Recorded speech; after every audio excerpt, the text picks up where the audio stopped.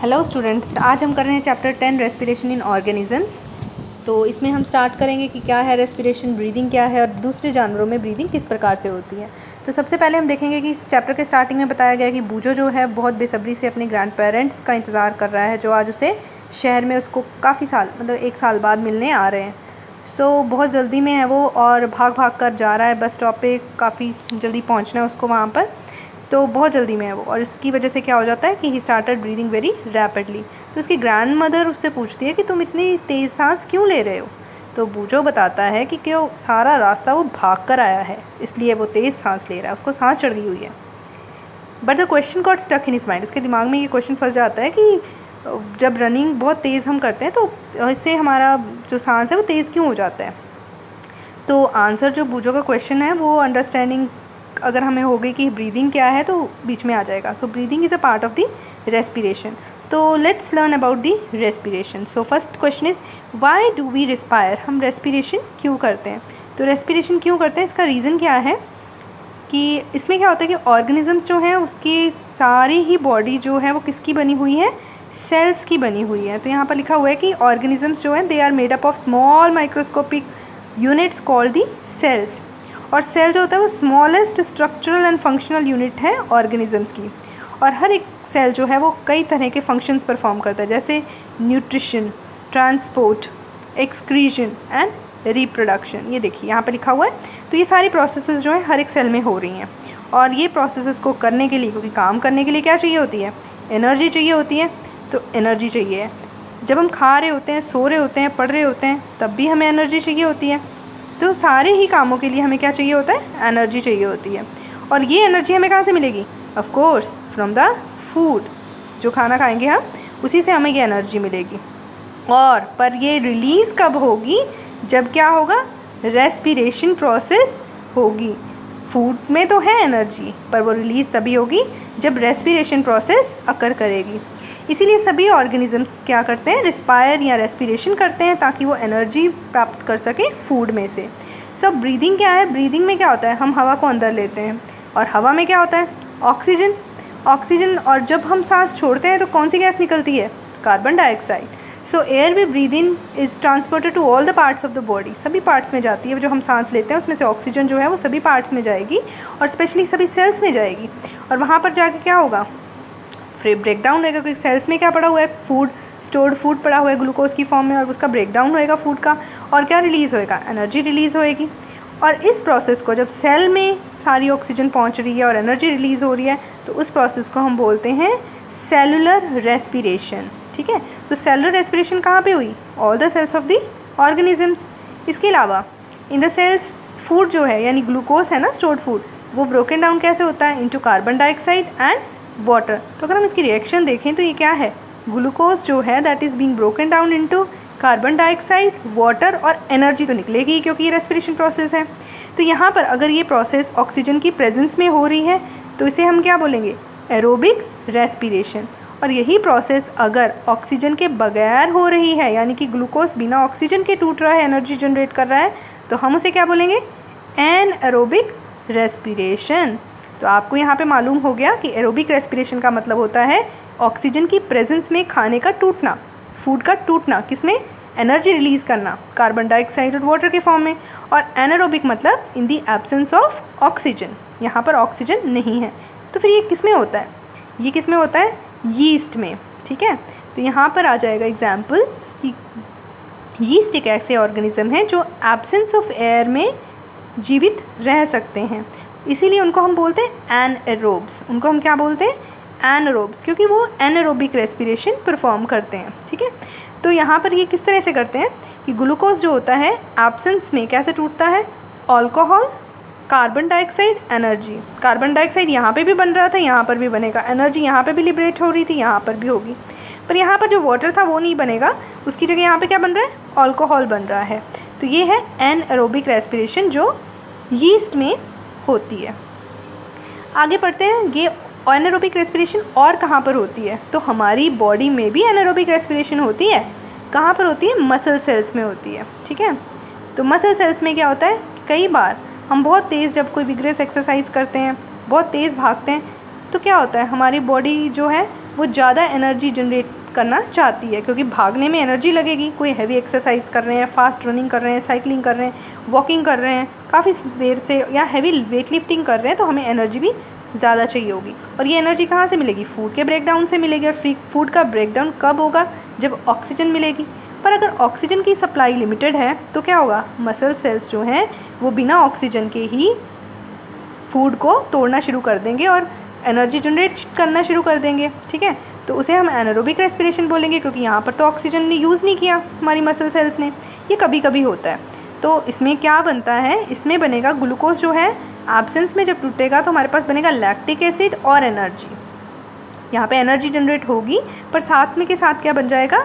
Lactic acid. ये जो lactic acid है ये क्या करेगा? ये बनने के बाद हमारी मसल्स में इकट्ठा हो जाता है, जिसकी वजह से हमारी मसल्स में क्रैम्प्स आ जाते हैं। क्रैम्प्स का मतलब होता है खल्लियाँ पड़ जाना। तो हमारी बॉडी में बहुत दर्द रहता है, मसल्स हमारे स्टिफ हो जाते हैं, जिसको हम क्रैम्प्स बोलते हैं। तो ये नॉर्मली हैवी एक्सरसाइज के टाइम पे हो ही जाता है। तो फिर क्या होगा? ये किसकी वजह से होता है? क्योंकि ये जो लैक्टिक एसिड बना है ये हमारी मसल्स में एक्यूमुलेट हो जाता है, इकट्ठा हो जाता है, जिसकी वजह से हमारी मसल्स स्टिफ हार्ड हो जाती हैं और हमें दर्द महसूस होता है। तो ये किस तरह से ठीक होगा? ये ठीक होगा, we get relief from the cramps. कैसे? आफ्टर हॉट वाटर बाथ और अ मसाज। तो हॉट वाटर बाथ्स लेने से, यानी गर्म पानी से नहाने से और या मसाज करने से वो जो खल्लियाँ पड़ी होती हैं, जो क्रैम्प्स होते हैं, वो ख़त्म हो जाते हैं। अब इसका क्या कारण है? किस तरह से ख़त्म हो जाते हैं? क्योंकि जब हम हॉट वाटर बाथ लेते हैं, ये मसाज लेते हैं, तो उससे हमारा ब्लड सर्कुलेशन इम्प्रूव हो जाता है। इम्प्रूव होने के साथ साथ क्या होता है? सप्लाई ऑफ ऑक्सीजन जो है हमारे सेल्स में या बॉडी में वो बढ़ जाती है। और जब हमें ऑक्सीजन मिल जाएगा दोबारा से, तो फिर क्या होगा? Complete breakdown of lactic acid हो जाएगा into carbon dioxide and water. तो इस तरह से हमारे जो सेल्स हैं जिनमें लैक्टिक एसिड जमा हुआ था वो फिर से नॉर्मल हो जाते हैं। ब्रीदिंग क्या है? अब आप नाक बंद करो और मुंह को टाइटली बंद कर लो, ठीक है? और अपने घड़ी पे देखो टाइम, कितनी देर आप नाक बंद करके रह सकते हो, कितनी देर आप सांस लिए बगैर रह सकते हो। आप ये नोट डाउन कर लो, तो आपको पता चलेगा कि आप सर्वाइव नहीं कर सकते लॉन्ग विदाउट दी ब्रीदिंग। तो ये क्यों होता है? ब्रीदिंग का मतलब क्या है? Breathing means taking in air rich in oxygen. तो क्योंकि एयर में क्या प्रेजेंट है? ऑक्सीजन प्रेजेंट है। तो जब हम सांस लेते हैं तो हमारी बॉडी के अंदर ऑक्सीजन जाता है और giving out air rich in carbon. और जब हम सांस छोड़ते हैं तो कार्बन डाइऑक्साइड बाहर आता है। तो ये किसकी मदद से होता है? Respiratory organs. और रेस्पिरेटरी ऑर्गन्स यहाँ पे कौन है? लंग्स और ट्रेकिया और नोज़, ये सारे रेस्पिरेटरी ऑर्गन्स ही आ जाते हैं। तो यही प्रोसेस जब हम सांस ले रहे हैं, the taking in air of air, तो उसे हम क्या बोलेंगे? इनहेलेशन। और जब हम सांस छोड़ रहे हैं तो उस प्रोसेस को हम क्या बोलेंगे? Will call it exhalation.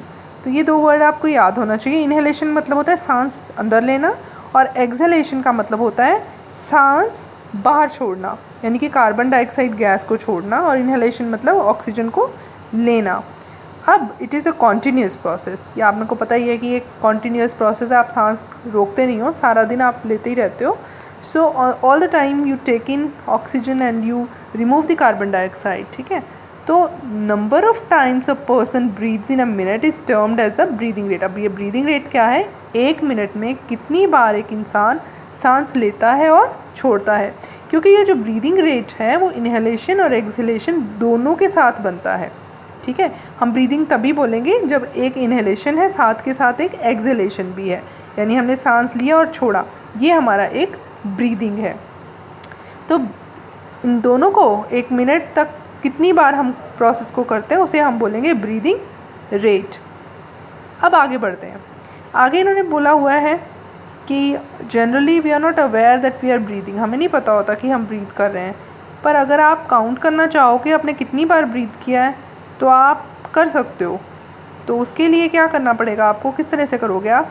ये किसके ऊपर डिपेंड करता है? आप नॉर्मली जो ब्रीथ करते हो उसकी रेशियो, उसका जो काउंट है वो अलग आएगा। और जब आप बहुत तेज़ दौड़ते हो या कोई एक्सरसाइज कर रहे हो या कोई एक्टिविटी कर रहे हो तो आपका ब्रीदिंग रेट जो है अगेन चेंज होगा।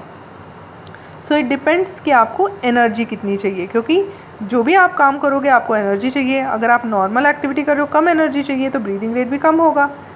अगर आप ज़्यादा एक्टिविटी कर रहे हो, कोई भाग रहे हो, साइकिलिंग कर रहे हो, तो क्या होगा, एनर्जी ज़्यादा चाहिए, तो आपका जो ब्रीदिंग रेट है वो भी क्या हो जाएगा, हाई हो जाएगा, ज़्यादा होगा, तो आप ज़्यादा सांस तेज़ लोगे। ठीक है। तो अच्छा, एक और बात, ब्रीदिंग और रेस्पिरेशन में क्या फ़र्क है। अभी हमने ब्रीदिंग किया कि ब्रीदिंग का मतलब होता है इनहेलेशन एंड एक्सहेलेशन, यानी कि सांस लेना और छोड़ना। रेस्पिरेशन का क्या मतलब होता है, जो हमने सांस लिया उसमें से ऑक्सीजन हमारे खाने को जब तोड़ेगा और एनर्जी रिलीज़ होएगी तब हम उसको बोलेंगे रेस्पिरेशन। तो यही इनमें दोनों में फ़र्क है। जब हम एनर्जी रिलीज़ की बात करते हैं तो वो रेस्पिरेशन है, पर अगर हम सांस लेना और छोड़ना बोलते हैं तो वो ब्रीदिंग है। अब आगे नेक्स्ट आ जाता है हाउ डू वी ब्रीद, हम सांस किस तरह लेते हैं। तो जाहिर सी बात है, हम सांस नाक से लेते हैं, नेज़ल कैविटी है हमारी। तो सबसे पहले नोस्ट्रिल्स आते हैं हमारे, नोस्ट्रिल्स के बाद हमारा नेज़ल कैविटी हो जाता है। नेज़ल कैविटी, ये जो नेज़ल पैसेज है ये हमारा लेके जाता है into the trachea, this is the trachea. और ट्रेकिया जो है बाद में हमारा लंग्स, हमारे पास 2 pairs of lungs, 1 pair of lung है, यानी 2 लंग्स हैं, तो उसमें हवा भर जाती है। ठीक है। और लंग्स को अगर हम ध्यान से देखें तो कौन कवर कर रहा है, लंग्स को कवर कर रहा है यहाँ से रिब्स, देख सकते हो आप, रिब्स जो है वो हड्डियाँ हैं, टोटल 24 होती हैं ये, तो ये हमारे लंग्स को सपोर्ट या प्रोटेक्ट करके रखती हैं।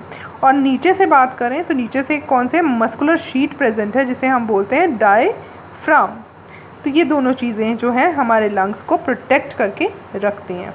तो जब हम सांस लेते हैं तो क्या होता है, हवा जो है वो नोस्ट्रिल से हमारे नेज़ल कैविटी में, और यहाँ से हमारी ट्रेकिया में, और ट्रेकिया से फिर हमारे लंग्स में मूव कर जाती है। तो ये हमारी प्रोसेस है सांस लेने की। जब भी हम डीप ब्रेथ ले रहे हैं तो यहीं से हवा जो है वो पास होती है। अब इन्हेलेशन और एक्सहेलेशन होता कैसे है, तो सबसे पहले जब इन्हेलेशन होता है तो ये जो रिब्स हैं हमारे, रिब्स मतलब जो हड्डियां हैं जो कवर करती हैं, वो लंग्स को वो क्या करेंगी, आउटवर्ड मूव करेंगी और अपवर्ड मूव करेंगी। यानी कि वो किस तरह से मूव करेंगी, हम डायग्राम में ही देखते हैं इसको, वो ऊपर की तरफ को और बाहर की तरफ को मूव करेंगी, यानी कि अपवर्ड डायरेक्शन और आउटवर्ड डायरेक्शन में। और नीचे से जो डायफ्राम है वो स्ट्रेट हो जाएगा। ठीक है। जिसकी वजह से ये जो लंग की कैपेसिटी है वो इंक्रीज़ हो जाएगी। आप देखो यहाँ पे, अगर ये डायफ्राम नीचे स्ट्रेट हो जाएगा, ठीक है, और ये जो रिब मसल्स हैं ये ऊपर की तरफ को और बाहर की तरफ को हो जाएंगी, अपवर्ड एंड आउटवर्ड डायरेक्शन में मूव कर जाएंगी, तो लंग्स की कैपेसिटी ज़्यादा हो जाएगी, जिसकी वजह से हवा आसानी से अंदर एंटर कर जाएगी, क्योंकि लंग्स की अब यहाँ पर कैपेसिटी ज़्यादा होगी है। तो इस तरह कब होता है, जब इन्हेलेशन होती है। और एक्सहेलेशन के दौरान क्या होता है, एक्सहेलेशन के दौरान क्या होता है कि ये जो डायफ्राम मसल्स हैं ये दोबारा अपनी पोजीशन पे आ जाती हैं। ठीक है, डोम शेप्ड हो जाती हैं। और जो रिब्स हैं वो नीचे, क्योंकि पहले वो अपवर्ड थी अब वो डाउनवर्ड, और पहले वो आउटवर्ड थी अब वो इनवर्ड अंदर की तरफ को आ जाती है, जिसकी वजह से क्या होगा, जो लंग्स की कैपेसिटी है वो कम हो जाती है, और इससे क्या होता है, हवा पे प्रेशर पड़ता है और वो बाहर निकल जाती है। This process is called exhalation. तो ये दोनों चीज़ें जो हैं आपने याद कर लेनी है कि किस प्रकार से इन्हेलेशन होता है और किस प्रकार से एक्सहेलेशन होता है। ठीक है। अब नेक्स्ट बताया गया है कि एक एक्टिविटी बताई गई है जिसमें इन्होंने बोला है कि टेक अ डीप ब्रेथ। ठीक है, लंबा सांस लेना है आपने, और फिर चेस्ट का जो है साइज़ नापना है और देखना है मेजरिंग टेप से नापने के बाद कि कौन बच्चा या क्लासमेट है जो मैक्सिमम एक्सपेंशन ऑफ चेस्ट जो है वो शो कर रहा है। तो यहाँ पर इन्होंने अपने क्लासमेट्स का अपने नाम लिख देना है। ठीक है, और यहाँ पर आपने साथ में दे देना है रेशियोज़ कि कौन कितना चेस्ट को फुला सकता है। इसके अलावा इन्होंने एक और एक्सपेरिमेंट की बात की यहाँ पे कि एक बॉटल लेनी है आपने। ठीक है, एक बॉटल लिया आपने, बॉटल लेने के बाद उसमें वाइट शेप ट्यूब डाल के उसमें बलून्स लगा देने हैं ठीक है, और उसको कॉर्क से एयर टाइट कर देना ऊपर से, नीचे से उसको कट कर लेना बॉटल को, और यहाँ पर आपने एक रबर फिट कर देना है। उसके बाद आपने क्या करना है, इस रबर को आपने नीचे की ओर को खींचना है, तो आप देखोगे कि बैलून्स जो हैं वो फूल जाएंगे, और जब आप इस रबर को ऊपर की तरफ को करोगे तो ये जो है इन्फ्लेट हो जाएंगे, यानी कि इनमें से हवा निकल जाएगी। तो ये प्रोसेस कैसे हो रही है, यहाँ पर इन्होंने पूछा है कि आप बता सकते हो कि बैलून्स इस मॉडल में क्या हैं, तो ऑफ कोर्स बैलून्स जो हैं इस मॉडल में रिप्रेजेंट कर रहे हैं आपके लंग्स को। और what does the rubber represents, तो रबर शीट जो है वो रिप्रेजेंट कर रहा है आपके डायफ्राम को। तो मैंने आपको बताया था कि लंग्स के नीचे कौन सी मसल्स हैं, डायफ्राम मसल्स हैं, तो वो उसको डायफ्राम मसल्स को रिप्रेजेंट कर रहा है। इसके बाद नेक्स्ट क्वेश्चन आता है what do we breathe out, तो हम क्या चीज़ निकाल रहे हैं, ठीक है, सांस जब छोड़ते हैं तो कौन सी चीज़ निकल रही है। तो सांस छोड़ रहे हैं तो हमें पता है कि कार्बन डाइऑक्साइड निकल रही है। तो इसको सिंपल एक एक्सपेरिमेंट से प्रूव करना हो तो किस तरह, तो जो कार्बन डाइऑक्साइड है उसकी एक विशेषता है कि वो लाइम वाटर को मिल्की कर देती है।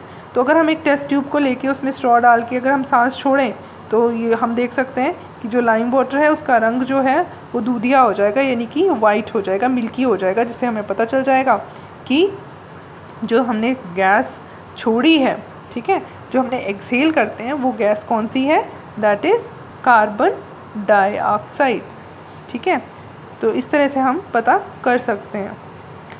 Percentage of oxygen carbon dioxide in inhaled and exhaled air में इन्होंने बताई हुई है कि इनहेल्ड एयर जो है उसमें 21% ऑक्सीजन है, एक्सहेल्ड एयर में 16.4 ऑक्सीजन है, और लंग्स में अगर हम देखें तो 0.04 कार्बन डाइऑक्साइड है परसेंटेज में, और 4.4% कार्बन डाइऑक्साइड यहाँ पर बताई गई है।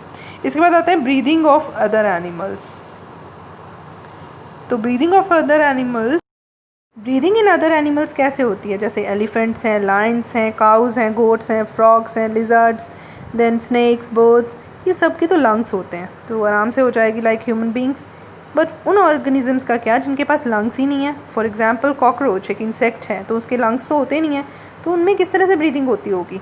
तो उसका आंसर ये है कि उनमें क्या होते हैं, they have tiny pores on their bodies, तो उनकी बॉडी में छोटे छोटे होल्स होते हैं जिनको हम पोर्स बोलते हैं, और ये जो पोर्स होते हैं इनको हम बोलते हैं स्पायरिकल्स, ठीक है। तो इन स्पायरिकल्स जो हैं, यानी कि उनकी बॉडी पे छोटे छोटे से जो होल होते हैं उनको हम बोलते हैं स्पायरिकल्स। और स्पायरिकल्स जो होते हैं वो नेटवर्क, ट्यूब्स का नेटवर्क होता है अंदर, ट्रेकियल सिस्टम के साथ जुड़े होते हैं, ठीक है। तो ये जो ट्रेकिया होता है उनको सारे ऑर्गेनिज्म के सारे ऑर्गन्स के साथ जोड़ देते हैं, जिसकी वजह से क्या होता है कि इनके सारा बॉडी के टिश्यूज़ जो हैं वो कांटेक्ट में आ जाते हैं एयर के, और स्पायरिकल्स के थ्रू हवा बाहर अंदर आती जाती रहती है, यानी गैस एक्सचेंज होता रहता है। तो ऑक्सीजन रिच एयर जो है वो रश कर जाती है, स्पायरिकल्स में एंटर कर जाती है, और ट्रेकियल ट्यूब के थ्रू वो सारे ऑर्गन्स में चले जाता है, टिश्यूज़ में चले जाता है। तो उसके बाद कार्बन डाइऑक्साइड इसी तरह से बॉडी के बाहर ट्रेकियल ट्यूब्स और फिर स्पायरिकल्स के थ्रू बाहर चल जाता है। तो अगर आपसे पूछा जाए कि कॉकरोच में रेस्पिरेटरी ऑर्गन क्या है, तो answer is स्पायरिकल। Next is example of earthworm. Earthworm उसमें किस तरह से होता होगा, अर्थवर्म केंचुए को बोलते हैं। तो इसकी जो स्किन होती है बहुत स्लाइमी सी होती है, मॉइस्ट होती है, और आपने इसको मिट्टी में ही देखा होगा। तो ये अपनी स्किन के थ्रू ही रेस्पिरेशन कर लेते हैं, तो गैसेस जो है आसानी से इनकी स्किन के अंदर चले जाती हैं, और मॉइस्ट स्लिपरी स्किन जो है इनकी हेल्प करती है रेस्पिरेशन में, यानी कि एक्सचेंज ऑफ गैसेस में। इसके अलावा फ्रॉग्स भी जो हैं उनमें भी यही प्रोसेस होती है। तो आप ये बोल सकते हो कि अर्थवर्म्स और फ्रॉग्स दोनों में ही मॉइस्ट स्किन और स्लाइमी स्किन के थ्रू रेस्पिरेशन होती है। नेक्स्ट देखते हैं ब्रीदिंग अंडर वाटर। तो पानी में किस तरह से ब्रीद होता है, तो यहाँ पर एग्जांपल है फिशेस का। फिशेस जो हैं उनमें एक स्पेशल ऑर्गन्स होते हैं जिनको हम बोलते हैं गिल्स। तो ये जो गिल्स हैं आप देख सकते हो, ये गिल स्लिट्स के फॉर्म में लगे हुए हैं। तो जब मछली पानी में होती है तो अपना मुंह खुला रखती है, जिसकी वजह से पानी इसके मुंह में एंटर कर जाता है। मुंह में एंटर करने के बाद यहाँ गिल्स से बाहर निकल जाता है, और इस प्रोसेस के दौरान जो गिल्स होते हैं वो बहुत ज़्यादा उनमें ब्लड सप्लाई होती है, ठीक है। तो ब्लड सप्लाई होने की वजह से वस्कुलर बोलते हैं हम उसको। तो जब ब्लड सप्लाई ज़्यादा होगी तो क्या होगा, ब्लड में ही तो ऑक्सीजन की अगर मात्रा कम है, तो जब ये पानी यहाँ से क्रॉस करेगा तो ऑक्सीजन जो पानी में घुला हुआ है वो गिल्स में ही अंदर एंटर कर जाएगा बॉडी के अंदर, और यहाँ पर कार्बन डाइऑक्साइड इसी तरह से बाहर आ जाएगी। सो रेस्पिरेशन जो है फिशेस में it occurs through the gills. इसके बाद इंपॉर्टेंट क्वेश्चन है कि डू प्लांट्स ऑल्सो रेस्पायर, क्या पौधे भी रेस्पिरेशन करते हैं? जी हाँ, पौधे भी रेस्पिरेशन करते हैं। पौधे किस तरह से रेस्पिरेशन करते हैं, आपने पढ़ा हुआ है कि एक स्ट्रक्चर होते हैं जिनको हम स्टोमेटास कहते हैं, जहाँ से एयर जो है अंदर और बाहर यानी कि गैशियस एक्सचेंज होता है। तो ऑफ कोर्स ये जो रेस्पिरेशन है ये टाइनी पोर्स यानी स्टोमेटा से ही होता है। इसके अलावा रूट्स में कहाँ से होता है, क्योंकि रूट्स को भी बहुत एनर्जी चाहिए, जनरेट करना पड़ता है। तो ये रूट्स जो होते हैं वो क्या करते हैं, they take up air from the air spaces present between the soil particles. तो रूट हेयर्स जो होते हैं ये यूनिसेलुलर सेल्स होते हैं, यहाँ से सॉइल पार्टिकल्स के बीच में जो हवा होती है इसको ये अंदर एब्जॉर्ब कर लेते हैं। ठीक है, तो इस प्रकार से रूट हेयर्स या रूट सेल्स और स्टोमेटा जो है पौधों को रेस्पिरेशन करने में इजी कर देते हैं। ठीक है, हेल्पफुल होते हैं। तो this is all about the chapter. Hope you have understood the chapter. Have a nice day. Thank you.